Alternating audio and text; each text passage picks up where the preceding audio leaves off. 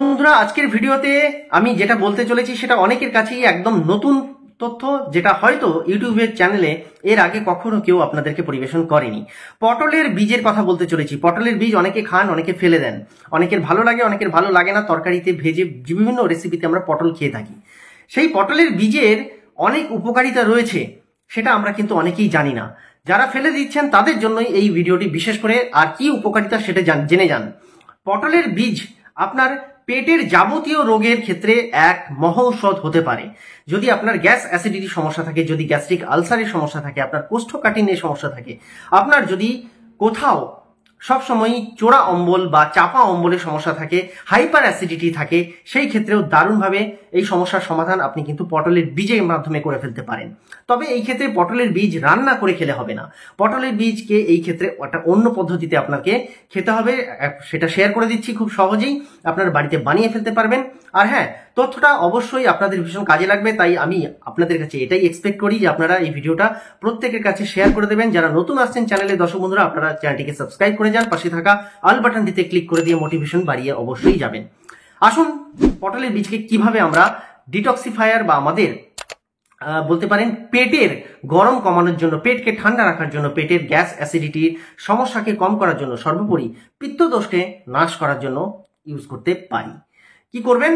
এখানে পটলের বীজ আপনাকে সংগ্রহ করে নিতে হবে, অর্থাৎ পটল থেকে পটলের বীজগুলোকে বাইরে বের করে নিতে হবে। এই বীজগুলোকে ভালো করে থেতো করে নিতে হবে, ঠিক আছে? এই বীজগুলোকে ভালো করে থেতো করে নিয়ে তার সঙ্গে একটু ধনে পাতা অ্যাড অন করবেন। ধনে পাতা অ্যাড অন করে এই পটলের বীজ এবং ধনে পাতাকে 1 গ্লাস জলের মধ্যে ভিজিয়ে রাখুন। 1 গ্লাস জল বলতে এখানে আমি 300 থেকে 350 ml জলের কথাই বলছি।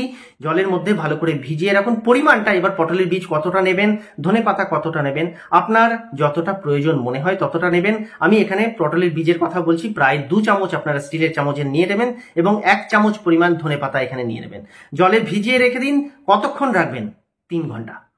3 ঘন্টা এই জিনিসগুলোকে আপনাকে ভিজিয়ে রাখতে হবে। তারপর দেখবেন জলটা ঈষৎ সবুজাভ হয়ে গেছে বা তার কালার চেঞ্জ হয়েছে। এই জলটা আপনারা সিপ সিপ করে চায়ের মতো পান করুন।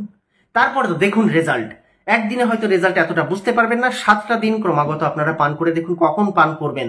এটা সকালে, সকালে বলতে দুপুর, সকাল 11টা থেকে দুপুর 1টার মধ্যেকার যে সময়টা, সেই সময়টায় আপনারা পান করতে পারেন, অথবা বিকেল 4টে থেকে 6টার মধ্যে যে সময়টা, সেই সময়টার মধ্যে আপনারা এটা পান করতে পারেন। এবার এটা পান করে আপনারা রেজাল্ট দেখুন, আপনাদের কত রকম সমস্যার সমাধান হয়। কোষ্ঠকাঠিন্য থাকবে না, পাতকর্ম যেটা বারে বারে হয় আমাদের, সেটা থাকবে না। গ্যাস অ্যাসিডিটি, ভুটভাট, পেটে সমস্যা, পেটে ব্যথা, পেট ফুলে যাওয়া, ফেপে যাওয়া, বুক জ্বালা, গলা জ্বালা, এই সমস্ত জিনিসগুলো একেবারেই থাকবে না আপনার। আর হ্যাঁ, আপনার ওভারঅল সারাদিন অত্যন্ত স্বস্তিতে কাটবে। ভীষণ ভালোভাবে আপনি পুরো দিন এনজয় করতে পারবেন এই সামান্য প্রক্রিয়ার মাধ্যমে। কোনো মুঠো মুঠো অ্যান্টাসিড খাওয়ার দরকারই নেই। করে দেখুন বাড়িতে, রেজাল্ট কেমন হয় আমার কমেন্ট সেকশনে এসে অবশ্যই বলতে ভুল করবেন না। খুব তাড়াতাড়ি দেখা হচ্ছে নতুন ভিডিওতে। ভালো থাকবেন, সুস্থ থাকবেন। ভিডিওটা বেশি পরিমাণে শেয়ার করে দিতে ভুলবেন না। নমস্কার।